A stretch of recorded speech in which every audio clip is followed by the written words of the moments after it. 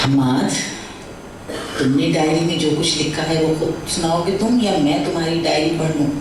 आखिर अली कुल मुझे बगैर न रह सका। मैंने तुम्हें बताया था ना कि मैं दादू की जी जान से खिदमत करने लगा था। अक्सर दादू सो भी जाते तो उनको जगाकर रात गए दबा देता। इसलिए मैं उनके कमरे में बैठा रहता। वक्त गुजारने के लिए अक्सर दादू की लाइब्रेरी में किताबों की वरक़ करदानी शुरू कर दी। कुछ पढ़ लेना पड़ता, हर बात सर पर से गुजर जाती। एक तरफ उस्ताद मोहतरम की ये बात कि खाली दिमाग शैतान का घर बन जाता है, किताबों की तरफ खींचती, मगर साथ ही उनकी ये बात किताबों की तरफ जाने से रोकती कि फजूल बातें दिल को कुफ्र का घर बना देती हैं।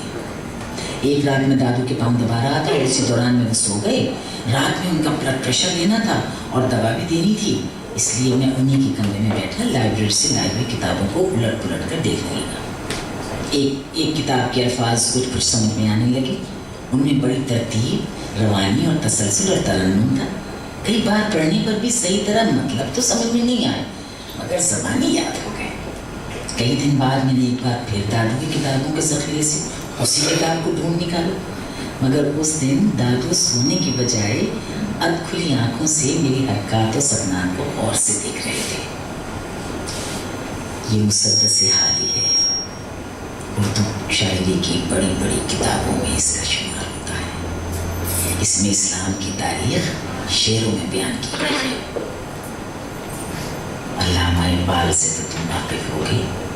जी वही ना जो कौमी शायर कहलाते हैं, मगर उनकी तो दाढ़ी भी नहीं थी। फिर उन्होंने अल्लाह ताला से शिकवा शिकायत करके गुस्ताखी भी तो की थी। दादू उस्ताद मोहतरम तो यही बताते थे। मैंने दिल में सोचा कि उस्ताद मोहतरम भी तो यही बताते थे।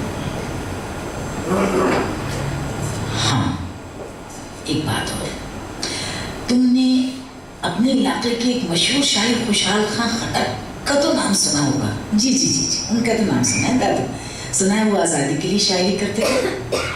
दादू की बातें मुझे परेशान कर रही थी। मैं यकीन और बेयकीनी के दरमियान लटक रहा था। मेरा दिल ख्वारज़म के उस्ताद की नसीहतों और दादू की नई नई बातों के दरमियान हिचकोले खा रहा था।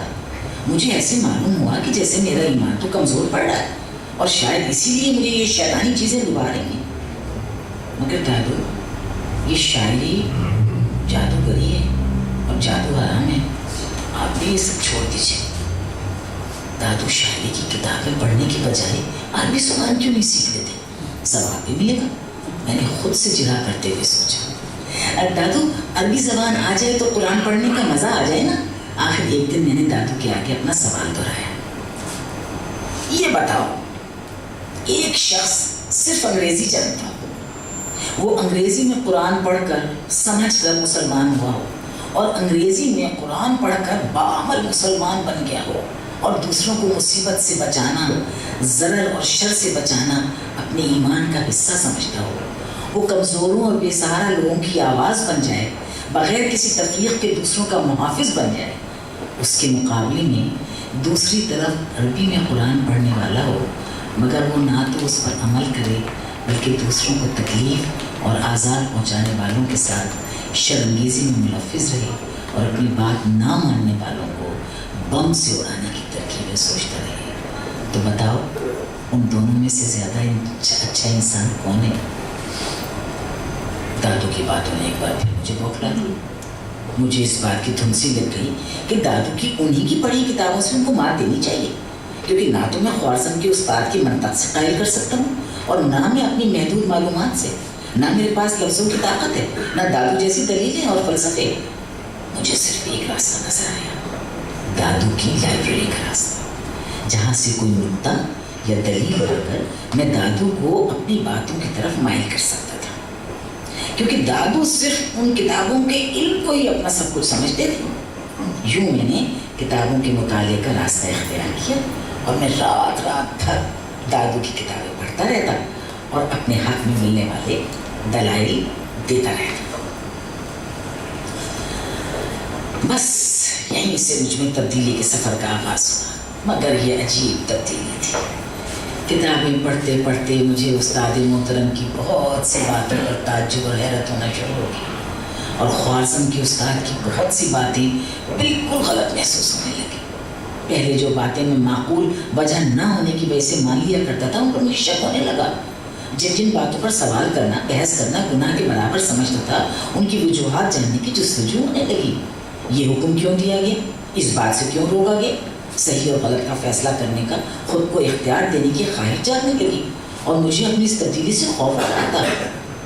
پھر استاد محترم کا یہ قول بار بار کتابوں سے دور کرنے کی ترغیب دیتا کہ فضول کتابیں دل کو زنگآلود کر دیتی ہیں، مگر میں غیر محسوس طور پر ان کتابوں کا اسیر ہونا شروع ہو گیا۔ حماد بولے جا رہا تھا اور علی گلگیرت سے اپنے بدلے ہوئے دوست کی داستان سن رہا تھا۔ مگر دادو نے مجھے بتایا کہ ہمارا دین بندوں کے حقوق پر کوئی سمجھوتا نہیں کرتا۔ اگر اللہ کی عبادت میں کمی رہ جائے تو معافی مانگنے پر اللہ معاف کر دے گا۔ مگر دادو، کچھ خاص لمحوں میں دعائیں قبول ہوتی ہیں، جیسے شب قدر میں خاص وقت میں معافیاں قبول ہو جاتی ہیں۔ ہاں، خاص وقت، خاص لمحوں کی اپنی جگہ اہمیت ہے، مگر یہ ہمارے دین کے مزاج کے مطابق نہیں ہے بیٹا کہ آپ مخلوق کے حقوق مار کر چند لمحوں کی دعاؤں سے سزا کو جزا سے بدلوا لیں۔ جو لوگ یہ کہتے ہیں کہ وہ کسی ایک لمحے کی عبادت سے دوسروں کے حقوق مارنے کا حق حاصل کر سکتے ہیں، تو وہ دین کے روح کو سمجھ ہی نہیں پاتے۔ بے گناہ اور معصوم لوگوں کی جان لے کر جنت میں کوئی نہیں جا سکتا، وہاں جانے کا کوئی شارٹ کٹ نہیں ہے۔ دادو کی باتیں مجھے دور لے جا رہی تھیں۔ وہ کبھی داستان گو بن جاتے، کبھی تاریخ کے استاد، اور کبھی علم کا دانش کدا، تو کبھی آئینہ گر۔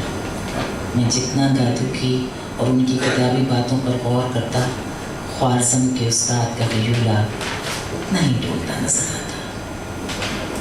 کیا دادو ٹھیک کہتے کہ کسی انسان کو نقصان پہنچانا بندوں کے حقوق مارنے کی بدترین قسم ہو؟ مگر جو لوگ دین کو نقصان پہنچائیں، فضول اور بےہودہ کاموں پر اکسائیں، ایسے لوگوں کے ساتھ کیا رویہ اپنانا چاہیے؟ کیا انہیں ان کے حال پر چھوڑ دینا چاہیے؟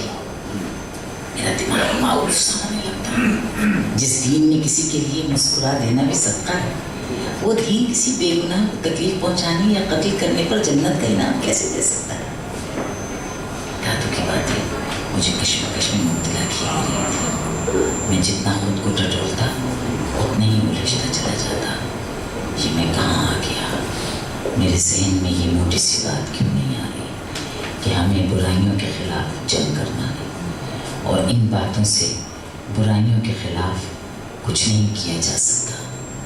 اس کے لیے دل سے برا سمجھنا یا زبان سے برا کہنا اور اختیار ہونے پر ہاتھ سے روکنے کا حکم ہے۔